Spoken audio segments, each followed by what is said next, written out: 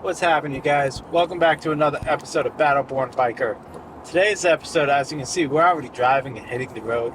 Uh, Hatcher's Pass finally opened to go up over the mountains. Now, as you saw in a previous video, we did the road up to Hatcher's, where you can see the little Susitna River all the way up to the parking lot of Independence Mine. But we weren't able to get really to the mine or to Hatcher's. So today, we're going to go ahead and knock out both those things for you. Hatcher's Pass is about 60 miles roughly from Anchorage, so it's going to be a little bit of a driving on the way. I'm not going to do too much of a montage going out there because we already got that video. But I will show little snippets because, just for visual effects, obviously. It's going to be a great day. We're looking at about 60 degrees, 70 degrees out today. Not too bad. It is calling for a little bit of rain on off and on. Hopefully we're not going to hit it. Hopefully that's later on in the afternoon. Have anything to say? Jess here has a few tidbits about the Independence Mine. Yes. So I'm actually really interested to see this mine just because of I've done a little bit of research just on when it was created and how it came about. And basically it was started essentially by Hatcher, who Hatcher's Pass obviously is named after. He developed and discovered it in September of 1901, and then two mines came together in 1938, and after only a few years started to employ upwards of 204 people, and they actually had a school in the area. It'll just be really interesting to get to see how these buildings have held up after all these years. So there you go. We're going to go have some fun. We've never been all the way to the mine or all the way over to Hatcher's Pass. We've only been to the parking lot, so we don't know what we're going to discover or what we're going to see. But we're going to definitely have fun. We're going to definitely have a great day, and we're going to definitely have an adventure. So let's do it to it, y'all.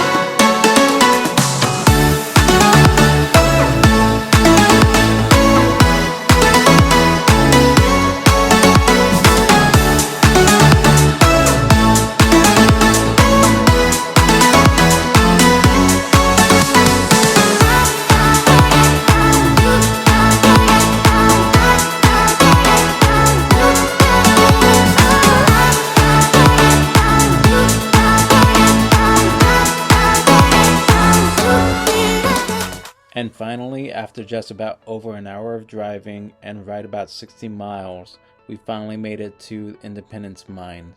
This is the first time we've ever actually been to the mine site itself besides just the parking lot. And man, is it a beautiful day and just so beautiful to look at. The Independence Mine dates all the way back to 1897, where it was just second in the entire state of Alaska, just barely second to a mine down in Juneau, Alaska. At its peak in 1941, this mine had over 200 workers, 204 to be exact, and they blasted over 12 miles of tunnels and recovered over 34,000 ounces of gold, which today is worth $18 million. This is in 1941 alone. In 1980, over 200 acres of land was donated to the state of Alaska, along with just over 20 buildings. Now, the state of Alaska has tried to maintain these buildings throughout the year, but unfortunately, weather does permit only a few things, and as you can see in the video, most of these buildings have fallen and been destroyed, but they still remain on site today. I gotta say, there's something extremely cool about the fact that all of this was built in like the 1930s. And it's never really been touched since. Like, they didn't try to restore it or anything like that. Like, the tracks are all damaged, but they're still there and they're still standing. They're just completely warped. And it's just really cool to see. And look at all the damaged buildings that's fallen from all the snow and just through the ages. That's a bit muddy over here. But this is actually a pretty cool trail day hike experience. And they do tours here as well. It's $5 a park, but tours are only like $15 a person to actually take if you want to go with a tour guide to explain everything. We're just doing the $5 a park and kind of exploring ourselves, just because we like to explore.